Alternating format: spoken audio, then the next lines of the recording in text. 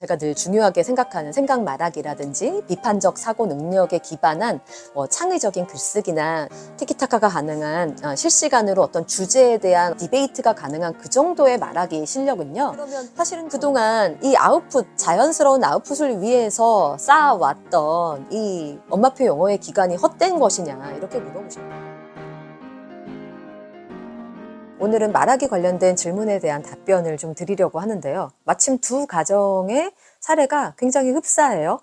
두 가정에서 아이들이 다 초등학교 5학년에 올라간대요. 근데 한 4년 넘게 영어 노출을 굉장히 오랫동안 해오신 가정에서 실제로 최근에 말하기 화상 영어를 시켜보셨다거나 혹은 원어민이랑 함께 시간을 보낼 기회를 만들어 주셨는데 예, 생각보다 아이가 말을 잘 못하더라는 것이죠. 그래서 양쪽의 사례를 제가 읽어보지는 않겠지만 거의 그런 맥락이셨어요.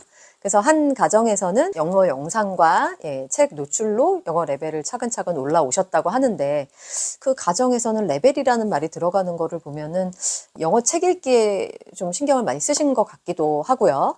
예, 또 댓글로 질문해 주신 가정에서는 영어 책 읽기를 그렇게 많이 하지는 못했지만 영어 노출을 상당히 오랜 시간, 매일 1시간 반에서 2시간 노출을 해오셨다. 예, 그런데 이제 화상 영어를 막상 시켜봤더니 듣기는 다 잘 알아듣는데 말하기가 안 되어서 좀 걱정하시는 마음을 토로하셨어요. 사실은 저희 아이도 초등학교 2학년에서야 진짜 이제 영어 노출다운 노출은 시작한 셈이기 때문에 초등 이후에 영어 노출을 시작한 가정에 대해서 여러분들께서 좀 고려해야 될 사항에 대해서 오늘은 좀 말씀을 드려볼까 합니다. 언어의 뇌를 잠깐 우리가 생각을 해보자면 입력을 담당하는 영역이 있고 아웃풋을 담당하는 영역이 있습니다. 아마 한 번쯤 들어보셨을 수도 있는데요. 베르니케 영역이라는 것이 있고 브로카 영역이라는 곳이 있어요. 읽고 듣기 등 인풋에 관련된 그런 영역은 베르니케 영역이 담당을 하고 있고요. 말하고 쓰고 하는 아웃풋을 담당하는 영역은 브로카 영역이라는 이름으로 존재를 하고 있습니다. 근데 우리 아이들이 언제 영어를 배우는지에 따라서 이 브로카 영역에서 언어를 아웃풋으로 표출하는 그런 양상의 차이가 있다라는 연구 결과를 이제 코넬 대학교 연구팀이 네이처라는 학술지에 이제 발표한 내용이 있어서 여러분들께 소개를 해드리려고 하는데요. 이 그림은 이제 7세 이전부터 영어를 익히고 배운 학습자의 브로카 영역에 새겨진 모국어와 영어 회로를 확대한 그림이에요. 지금 그림을 보면은 모국어나 외국어의 이제 뇌의 부위에 그렇게 큰 차이가 없이 혼재된 양상으로 이제 브로카 영역에 새겨지는 그런 모습으로 우리가 확인을 할 수가 있는데요. 이 두 번째 그림은 이제 11세 이후에 외국어를 배운 학습자의 브로카 영역을 이제 확대한 것인데요. 이거는 굉장히 좀 이원화돼서 분리가 되어 있는 모습을 볼 수가 있죠. 아이들이 이제 늦게 영어를 배우면은 그 아웃풋 능력에 있어서는 어릴 때 배웠던 거랑은 차이가 있다라는 것을 보여주는 연구 결과라고 할 수가 있습니다. 그래서 좀 특이한 것은 11세 이후에 이제 외국어를 처음 배웠다고 하더라도 이제 베르니케 영역에서는 이제 혼재된 양상이 그대로 나타나고 있어요. 7세 이전에 브로카 영역을 확대한 이 그림과 거의 비슷하죠. 그러니까 읽거나 들을 때의 뇌의 활동 부위는 이렇게 혼재되어서 나타나기 때문에 모국어 습득 방식으로 엄마표 영어를 해온 친구들이 말하거나 쓸 때는 좀 차이가 크지만 읽거나 들을 때는 많이 이해를 하고 있다. 저희 아이 같은 경우도 이제 뭐 외국인이랑 처음 말할 때 100% 이해한다 이렇게 말을 한 적이 있는데 이런 어떤 연구 결과가 그런 것들을 뒷받침해주는 근거라고 저는 생각을 합니다. 근데 이제 저 같은 경우는 엄마표 영어를 시작한 이후에 아이가 잘 습득을 하니까 재밌어서 찾아보다가 알게 된 어떤 연구 결과였어요. 근데 이제 막연하게나마 저는 그런 생각은 했던 것 같아요. 아이가 영어를 좀 늦게 시작했기 때문에 이제 듣거나 읽음으로써 쌓여진 영어의 인풋량으로 아이가 영어를 좀 유창하게 듣고 읽는 것까지는 그런 능력에서는 굉장히 큰 성장이 분명히 있을 거다라는 어떤 그런 믿음이 있었고요. 표현 능력에 있어서는 당연히 원어민처럼은 어려울 테고 유아 때, 아기 때부터 했던 친구들보다도 당연히 훨씬 못할 거라는 것은 저는 좀 어느 정도 감안을 했던 것 같습니다. 그래서 말하기에 있어서는 그렇게 큰 기대를 하지는 않았었어요. 네, 그래서 나중에 아이가 원에서 이제 화상 영어를 시키긴 했지만 초반에 정말 저희 아이도 똑같았었거든요. 처음에 저는 이제 부푼 기대를 가지고 그래도 그동안의 인풋의 어떤 결과를 조금이나마 기대를 했지 않겠어요? 여러분처럼. 그래서 아이가 어느 정도 티키타카 이제 외국인하고 서로 이제 대화가 오가는 그런 상황을 기대를 하면서 화상 영어를 그 당시에 시켰었는데요. 초반에는 당연히 yes, no 이 정도밖에 못 하더라고요. 그래도 아이는 굉장히 행복했어요. 수업을 마치고 나서 이제 외국인 선생님이 하는 말 다 알아듣겠다고 하는 그 표정을 보고 제가 굉장히 흐뭇했던 기억이 있습니다. 그런데 아이가 그 외국인이랑 말하는 거를 싫어했거나 나는 말도 못하니까 좀 재미없거나 창피해 뭐 이랬으면은 유지가 안 됐을 텐데 저는 그거는 어떤 수업이라기보다는 그냥 원어민과의 어떤 의사소통 경험을 조금 만들어주고 싶은 그런 마음, 예, 그 경험 자체에 의미를 두고 있었기 때문에 그리고 아이가 재미있어 했고 그래서 화상 수업은 계속 이어갔었던 겁니다. 아이가 여러 가지 토픽을 가지고 자유로 이렇게 말을 하기도 하고 교재를 가지고 질문을 주고받는 그런 활동을 하기도 했었는데요. 당연히 이제 문법도 엉망이고 안 배웠으니까 당연할 거예요. 하지만 그래도 들은 인풋량이 그동안 충분히 쌓여왔기 때문에 꾸준히 그 활동을 하면서 나아지는 모습을 보이기는 했습니다만 그 수업 때문에 그렇게 성장한 것은 아니라고 생각을 해요. 무엇으로 그러면 우리 아이는 말하기가 늘었을까요? 일단 두 가지로 말씀을 드릴 수 있을 것 같아요. 첫 번째는 말하기 연습에 들어갔다고 해서 인풋을 소홀히 하지 않았었답니다.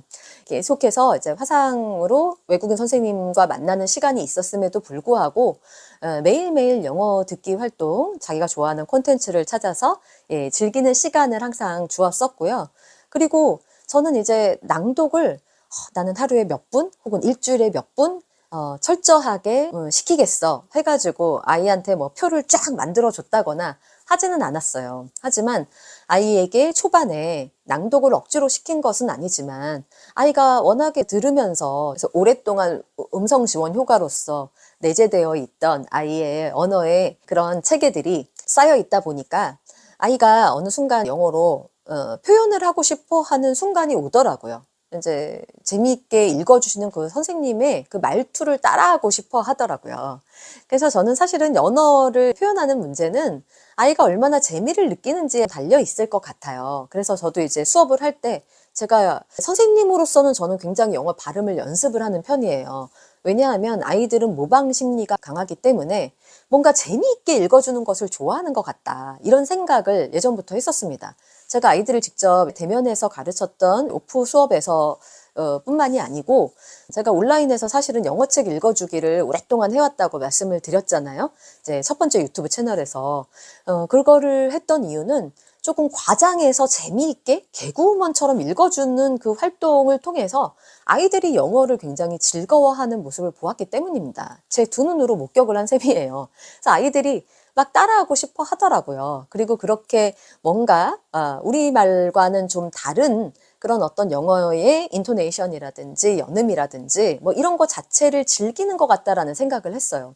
우리나라에 없는 음소, 이제 의성어, 의태어 이런 것들은 이제 말할 것도 없고요.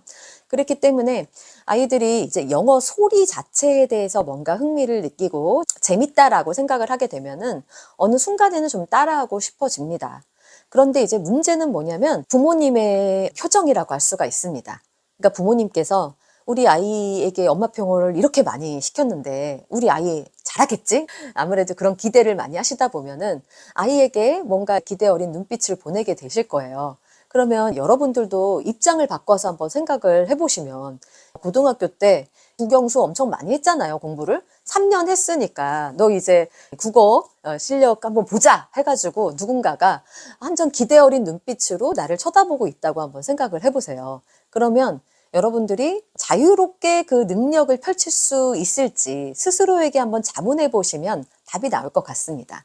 게다가 아이에 따라서는 그런 어떤 표현을 정말 즐기는 성격이 있고요. 위험 회피 성향이 강한 그런 친구들이 있어요. 혹은 그 MBTI로 따지면 I 성향이라든지 겉으로 어떤 에너지가 발산이 되는 것이 아니라 좀 내향인 경우 예, 혹은 뭔가 시도를 했다가 혹시나 잘못될까봐 두려움, 예, 그런 어떤 기질이 기본적으로 있는 친구들이 있답니다. 근데 이 기질이라는 것은요, 쉽게 바꿀 수 있는 것이 아니에요. 그렇다고 해서 이거를 뭐 나는 원래 그런 사람이야, 합리화하라는 것은 아니지만, 이게 어른들도 그렇잖아요. 나는 뭔가 모험하고 이런 거 싫고, 나는 하던 것만 하는 그런 안전한 것을 추구하는 그런 사람들에게 갑자기 무엇인가를 해봐라 라고 누가 이렇게 등을 떠밀면은 굉장히 두렵고, 게다가 이거를 막 기대하면서 많은 사람들이 나를 쳐다보는 그런 상황이 된다면 얼마나 두렵겠어요. 그래서 실제 능력은 있음에도 불구하고 그것을 제대로 발현하기가 힘든 그런 친구들이 당연히 있을 수밖에 없다라는 것을 여러분들이 좀 생각해 보시면 좋을 것 같습니다. 그래서 저는 이렇게 고학년쯤 되어서 아이에게 뭔가 아웃풋을 기대하시는 부모님들께 한 가지 좀 부탁을 드리고 싶은 것은, 아이마다 다르다라는 것은 뭐 당연한 거잖아요. 제가 그래서 사실은 이제 엄마표 용어 후기도 제가 한 연초에 조금 이제 몇 개 또 올려드렸었지만, 이 후기 영상을 사실은 얼마든지 만들 수는 있지만 이걸 좀 자제하는 이유가 바로 여기에 있답니다. 그래서 이게 좀 긍정적인 측면도 있지만, 잘하시는 분들 보면은 아 나도 할 수 있어 뭐 이런 것도 있겠지만, 이 기대치가 너무 높아지게 되면은 이 심리적인 문제에 분명히 봉착을 하게 되기 때문에 오히려 역효과가 날 수도 있다. 이 점을 꼭 기억을 하셨으면 좋겠어요. 예, 조금 이렇게 생각을 하세요. 이게 우리가 아무리 노출을 많이 해도 이 24시간 중에서 영어 노출 길어야 1시간 반, 뭐 2시간, 뭐 3시간이라고 해도 마찬가지예요, 사실은. 이게 우리말처럼 술술술 나온다라는 것은 가능한 일은 아니다. 저는 일단 기본적으로 그렇게 보고 있습니다. 그래서 우리 아이들을 바라볼 때 기대 수준을 굉장히 낮추셔야 되고요. 예스랑 노만 하는 아이라고 할지라도 알아듣는 게 얼마나 신기해요. 그리고 아이들이 그런 활동들을 꾸준히 정말 음성을 내어서 계속해서 낭독을 하거나 따라 말하기, 쉐도잉 같은 것을 연습을 하지 않는 한 실제로 원어민과 맞닥뜨리는 상황에서 아이들이 아주 유창한 영어를 이제 티키타카 하듯이 오갈 수 있다라는, 사실은 조금 맞지 않는 기대이다라고 말씀을 드리고 싶어요. 그래서 이렇게 인풋이 좀 오래된 친구들 같은 경우에 부모님이 이제 도와주실 수 있는 실질적인 그런 방법은 없는 것이냐 이렇게 물어보신다면, 가장 쉬운 거는 따라 말하기가 있습니다. 그래서 이제 영어를 따라 말하는 연습은 활자화된 컨텐츠를 읽는 것하고 조금 다른 영역이라고 생각을 해요. 듣고 따라하는 것이기 때문에 원어민이 말하는 것을 그대로 흉내내면서 말을 하되, 예, 아이가 읽었던 내용의 활자화된 콘텐츠, 책이나 대본 이런 것들을 매일 뭐 조금씩 혹은 일주일에 주 루틴으로 아이들하고 같이 회의를 하시면서 상의를 해가시면서 만들어 가시는 것은 나쁘지 않다고 생각을 합니다. 그런데 저는 이제 아이가 스스로 좋아했기 때문에 제 아이 같은 경우는 알아서 하기는 했어요. 물론 이제 권유는 했겠죠, 저는. 하지만 강요는 하지 않았었고요.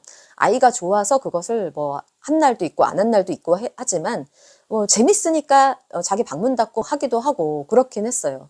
그렇지만 이제 이거는 아이 스스로가 좀 말을 해보고 싶은 그런 마음의 동기가 생겼을 때에 가장 큰 시너지가 날 수 있다라는 점을 여러분들이 기억하셔야 되기 때문에, 그래서 엄마가 눈높이가 너무 높으셔서 아이에게 뭔가를 이렇게 과업처럼 부과하는 식의 루틴을 기대하신다면 조금 더 어려우실 수도 있다. 그래서 이 눈높이를 최대한 낮추셔서, 네, 아이가 매일매일 정말 부담 없이 할 수 있는 분량? 예.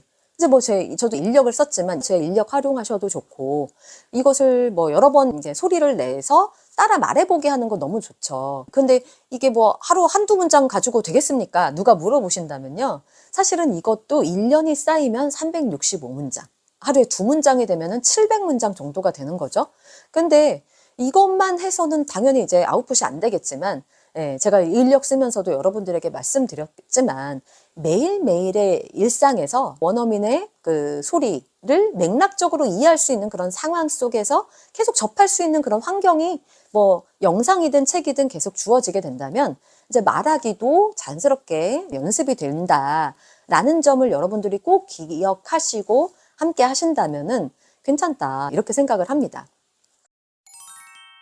사실 우리나라에서 초등 5학년이 영어 말하기를 유창하게 할 필요가 있나 라는 점에 대해서 여러분들이 또 생각해 보실 필요가 있다고 생각합니다.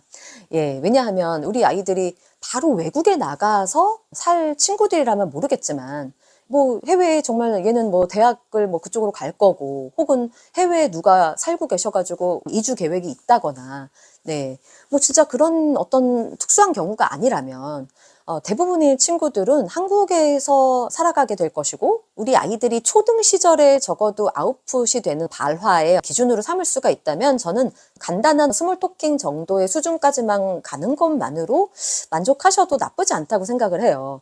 여기에서 뭔가 자기의 생각을 말하고 제가 늘 중요하게 생각하는 생각 말하기라든지 비판적 사고 능력에 기반한 뭐 창의적인 글쓰기나 티키타카가 가능한 실시간으로 어떤 주제에 대한 디베이트가 가능한 그 정도의 말하기 실력은요. 사실은 저는 영어로 기대하는 것은 한국의 실정에서 그렇게 맞지는 않다고 봐요. 이런 능력이 중요하지 않아서 이런 말씀을 드리는 것이 아니고 이것은 모국어로 먼저 갖추어야 할 그런 능력이라고 보기 때문입니다. 아마 여러분들이 이제 그동안 제 채널을 보신 분들은 제가 무슨 말씀을 드리는 건지 아마도 아실 거라고 생각이 되어지고요. 그래서 우리 아이가 결론적으로 이제 4년, 5년 했는데 영어 말하기 아직도 안 된다라고 하면은 우리 얘도 정말 말하기를 하고 싶은 그런 마음이 있는지를 좀 생각을 해보실 필요가 있고 어떻게 프랙티스를 해 나갈 것인지는 아이와 같이 협의를 하셔서 진행을 하셔야 될 문제이다. 분량도 아이가 당연히 정해야 되겠죠. 하지만 우리 아이가 한국에서 계속 살 친구이고 앞으로 이제 또 뭐 입시 여러분들이 준비하실 거 아니에요? 입시 쪽으로 이제 좀 포커싱이 이동해야 되는 그런 상황이라면 입시에 잘 신경을 쓰셔서 잘 읽고 이해하는 능력도 이 문해력도 요즘에 굉장히 문제가 될 정도로 힘든 아이들한테 도전적인 어떤 과제인데 여기에다가 우리가 당장 지금 외국에 갈 것도 아닌데 플루언트한 영어 말하기 실력까지 아이한테 자꾸 요구를 하시는 것은 아이에게 큰 부담으로 작용할 수가 있기 때문에 이 점에 대해서는 지금 긴급한 것은 아니다라는 것이 저의 생각입니다. 그러면 그동안 이 아웃풋, 자연스러운 아웃풋을 위해서 쌓아왔던 이 엄마표 영어의 기간이 헛된 것이냐 이렇게 물어보신다면 저는 전혀 그렇지 않다고 생각을 하고요. 듣기를 통해서 혹은 읽기를 통해서 아이의 뇌 속에 자연스럽게 스며들었던 그 인풋의 그 방대한 언어의 자료들은 아이 뇌 속에 잘 저장이 되어 있을 거예요.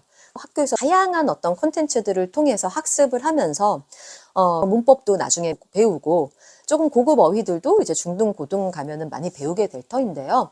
알게 모르게 스며들었던 기본적인 어휘나 문장의 구조들이 잘 담아져 있다가 나중에 고등학교 때 쏟아지는 그런 여러 가지 그 방대한 지문량을 충분히 소화해 가면서 스스로 학습도 할 수 있을 정도의 아주 단단한 튼튼한 근육과 같은 그런 역할을 분명히 할 거라고 저는 믿고요.